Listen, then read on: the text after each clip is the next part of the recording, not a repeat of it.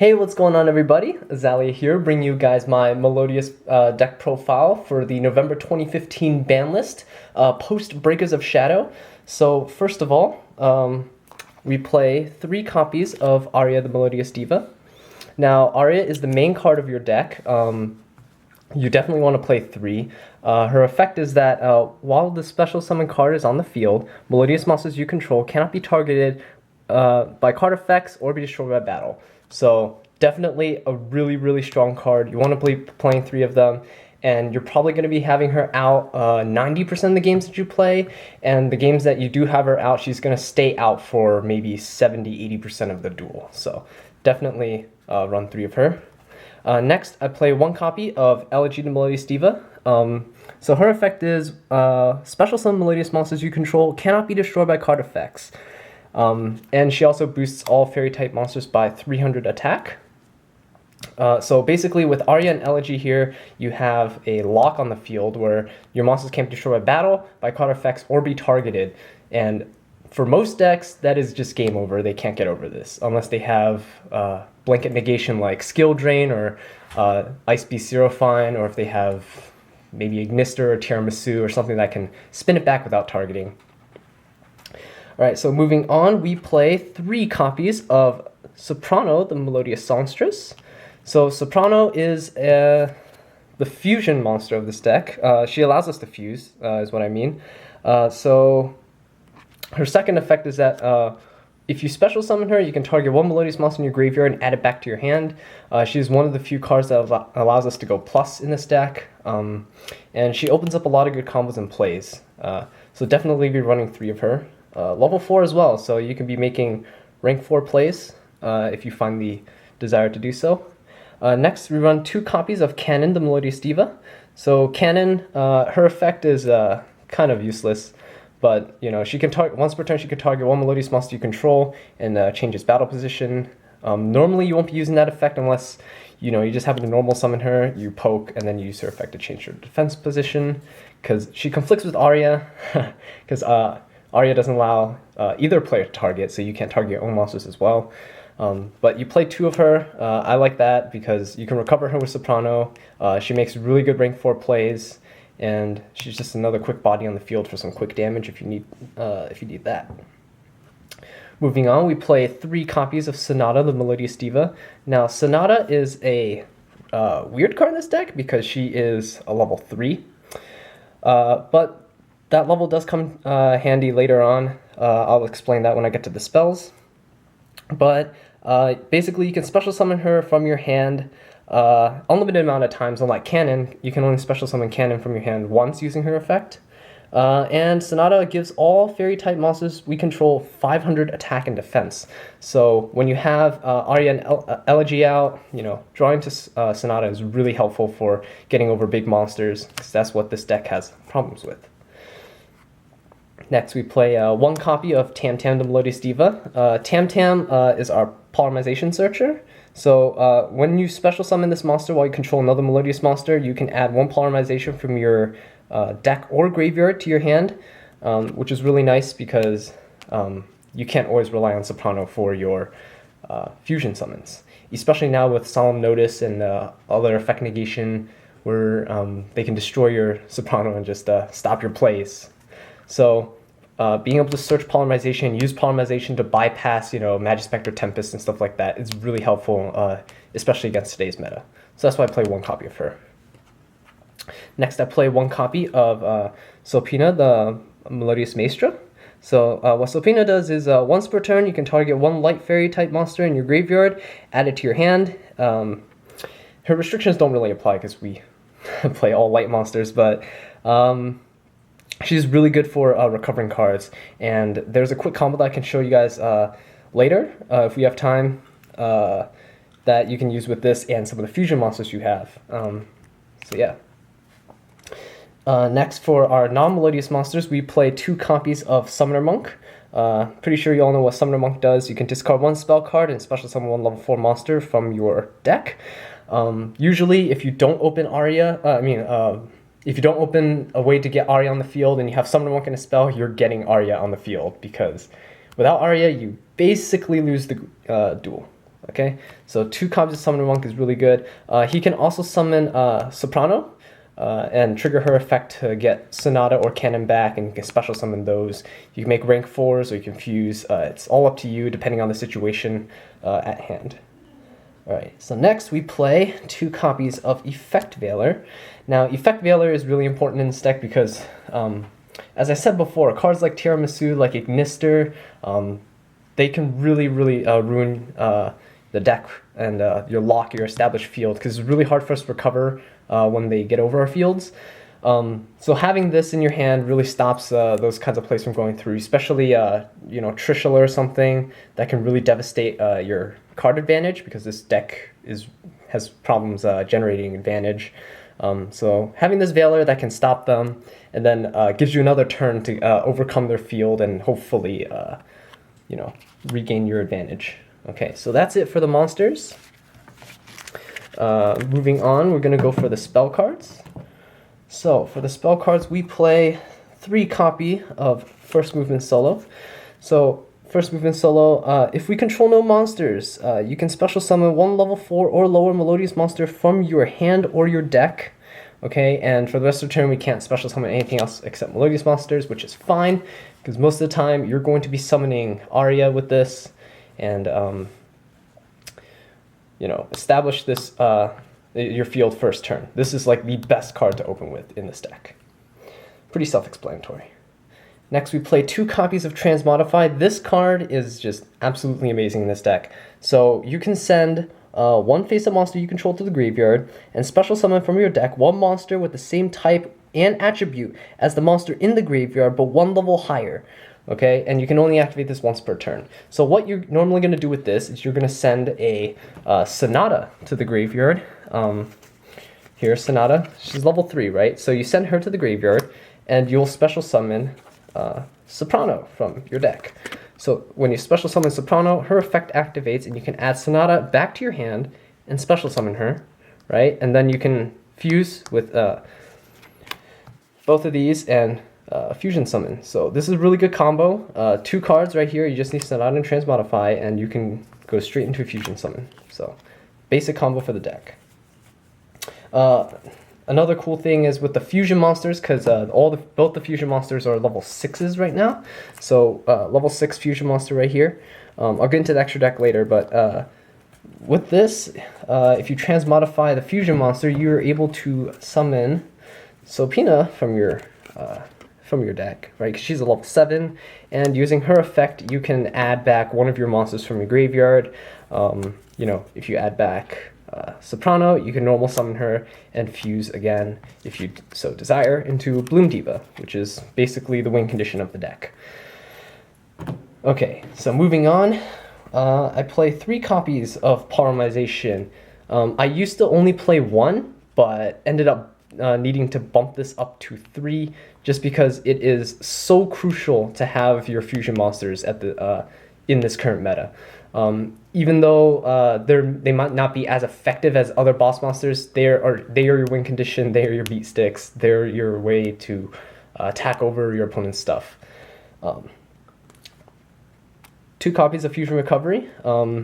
Play a lot of polymerizations, and you can't always rely on Tam Tam to get them back from your graveyard. I usually pitch polymerization using Summoner Monk's effect just because I can recover it with Fusion Recovery. This card is really good for generating advantage, and I would definitely recommend playing at least 1 copy of it. So you basically add 1 polymerization, 1 fusion material monster from your graveyard back to your hand.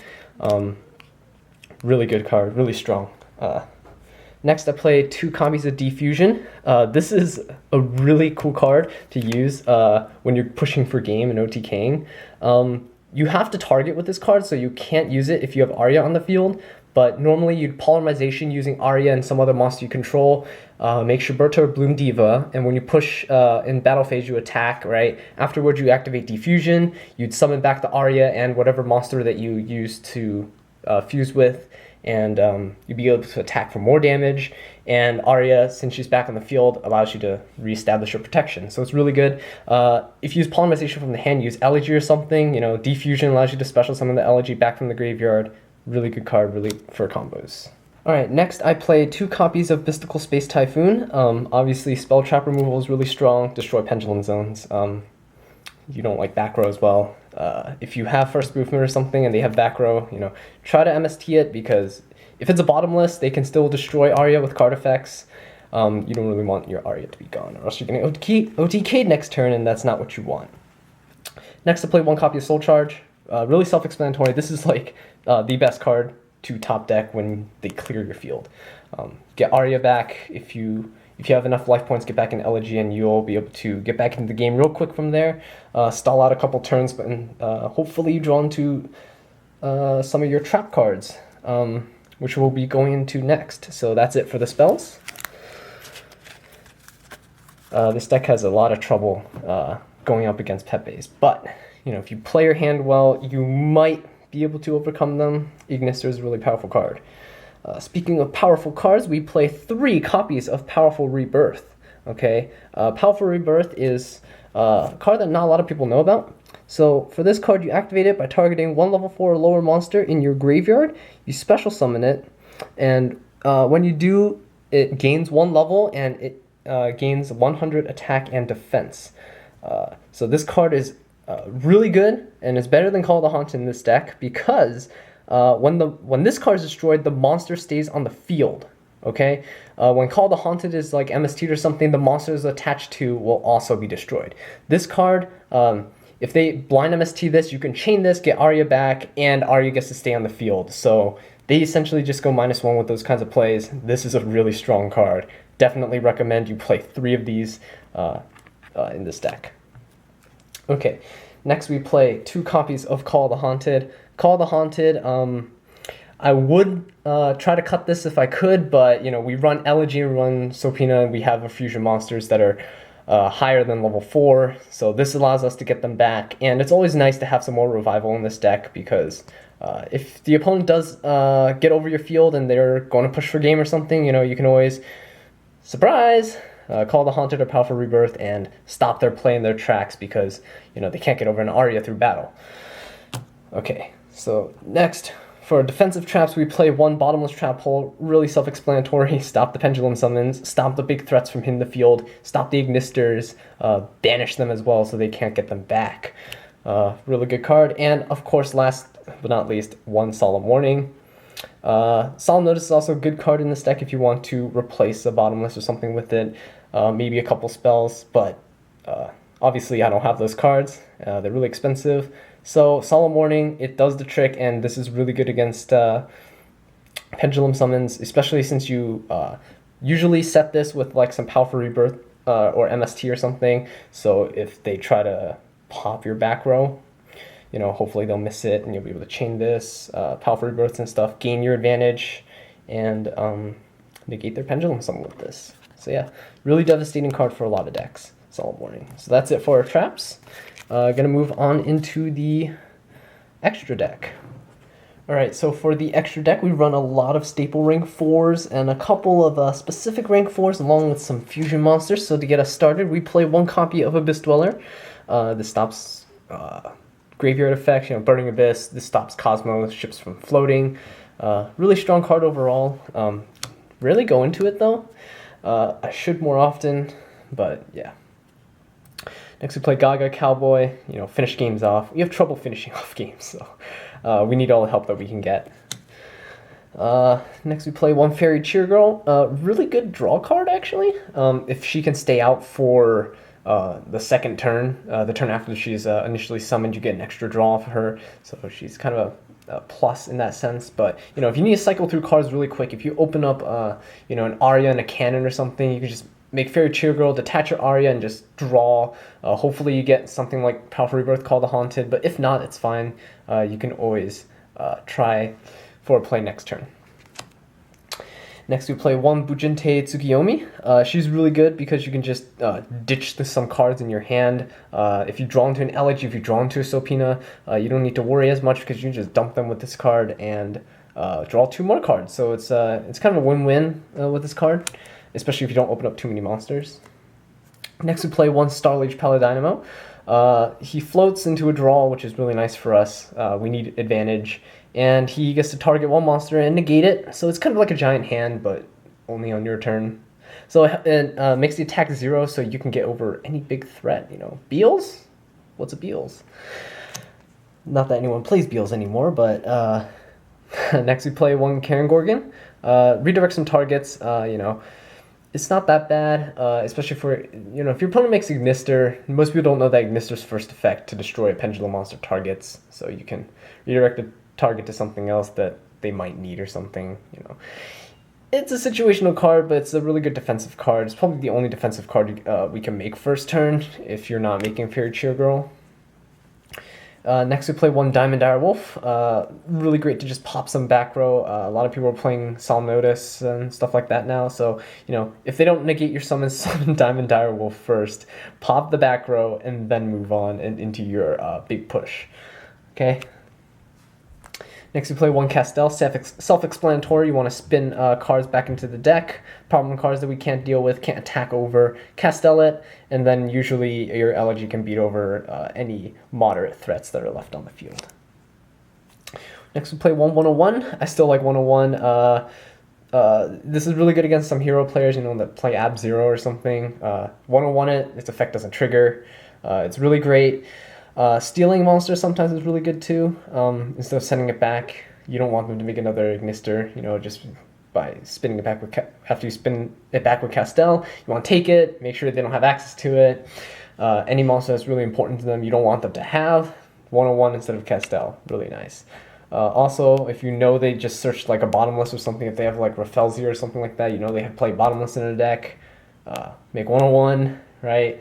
So if they try to bottomless it, protection, you have a monster on the field. He's a good stall card if you don't have Arya on the field. Next we play one Dark Rebellion, XYZ Dragon. He's really strong card. It helps you get over really big monsters that you normally otherwise wouldn't be able to get over. So yeah, that's it for XYZ monsters. Here. And next we play for our fusions 2 copies of Bloom Diva, the Melodious Choir. So what Bloom Diva does is, first of all, she can't be destroyed by battle or by card effects, and any battle damage that you take involving her becomes 0. If this card battles a special summon monster, after damage calculation, you can inflict damage to your opponent equal to the difference between the original attack of the opponent's monster and this card. And if you do, destroy that opponent's monster. So this card is the card that you will want to go into to face big threats. Ram this into anything. You don't take damage. They take all the damage that you would have taken. And they lose their monster. This card is just absolutely nuts. And the only downside is that it requires a Melodious Maestro monster as a material. That's why I play a Chopina in the main deck. She allows easier access to it if you draw into a Poly and her, which is not bad. So 2 copies of that because you don't really need a third. You're almost never going to be making a third. I make a second one in some games, but you know, usually you're not going to. And you can always recycle them with Soprano's effect or Sopina's effect to put them back in the extra deck to summon again. Next we play 3 copies of Shuberta, the Melodious Maestra. So she only requires 2 Melodious monsters. And her effect is during either player's turn, you can target up to 3 cards in any graveyards, banish them, and if you do, this card gains 200 attack for each, and this effect can only be used once while it's face up on the field. So, Shuberta is a really strong card. She can go up to 3,000 attack, banish your opponent's Trick Clowns, Damage Jugglers, or anything that's going to float. Banish those things that are breakthrough skills and stuff so they can't use them next turn. Galaxy Cyclones. This is a very strong card against those decks that are graveyard reliant. Dragons, Burning Abyss, Shaddolls, even though Shaddolls are basically dead, Rip Construct. But yeah, she also counts as a Melodious Maestro monster, so you can use her as a material to make Bloom Diva. So you don't necessarily have to play a main deck Maestra in order to access Bloom Diva here. So that's it for the extra deck, and next we're going to be moving on into the side deck. Alright guys, so for the side deck, we're playing 1 copy of Effect Veiler. This is our 3rd copy of Effect Veiler. Against a lot of Pendulum decks now, if they normal summon Skullcrobat Joker, you're going to be negating it with Effect Veiler. So having more effect negation is always good. And next we play 1 third copy of Mystical Space Typhoon, just for the extra spell and trap removal. I know some Cosmo players like to side in skill drains. This helps deal with it. It's really good. Next, we play one copy of Twin Twister. I only play one copy because this deck really has trouble generating advantage, and normally the discard is going to hurt you more than benefit you, popping 2 Pendulum Scales back row or whatever. It does come in handy though sometimes against back row heavy decks, so I'd usually side in MST and Twin Twisters together against those. Next we play 3 copies of Magical Spring. Now Magical Spring, it's a card that's been getting a lot of hype. Luckily I got it before all the hype, got it for really cheap. But basically, you draw a number of cards equal to the number of face-up spell or trap cards your opponent controls, and then you discard the number of cards equal to the number of face-up spell or trap cards that you control. So if your opponent has 2 Pendulum Scales, you draw 2, you discard 1, because Magical Spring counts as 1. And this card is just amazing. They can't destroy their own scales afterwards. Those spell and trap cards, their effects can't be negated, and they can't be destroyed. So if they activate 2 Plush Fires and they Wavering Eyes, you chain this, well, you just draw 3, discard 1, and now they can't blow up their 2 Plush Fires. So this card is really good. Even against Magicians, Insight Magician can't blow himself up to set another scale. I don't know, this has been really good for me, and the draw power is really nice in this deck because we're really slow. Okay, next off we play triple Grand Horn of Heaven because I can't afford Solemn Notice. But this card negates Pendulum Summons. It is really nice. It negates Inherent Summons, so Ignister, Tiramisu, any XYZ that's a threat to you, negate it. And it forces them to skip their main phase, or essentially skip their battle phase, if you're negating in main phase 1, so, if you don't have an established field yet, you're going to be protected for another turn.